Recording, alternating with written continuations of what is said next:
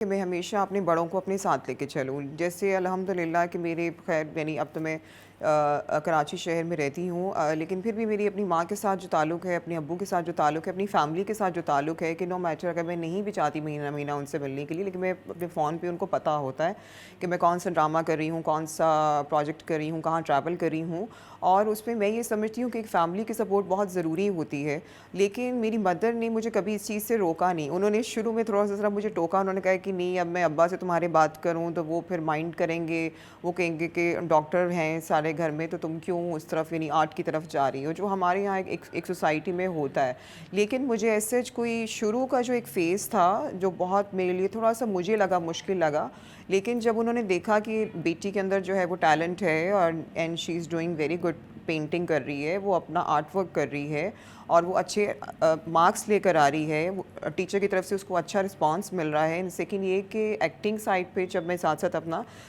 Theatre भी कर रही थी, तो मेरी अम्मी ने मतलब देखे कुछ प्लेस और उन्होंने काफ़ी मुझे एप्रिशिएट किया। उन्होंने कहा कि नहीं बेटे की बच्ची के अंदर है टैलेंट, तो हम क्यों उसको रोकें।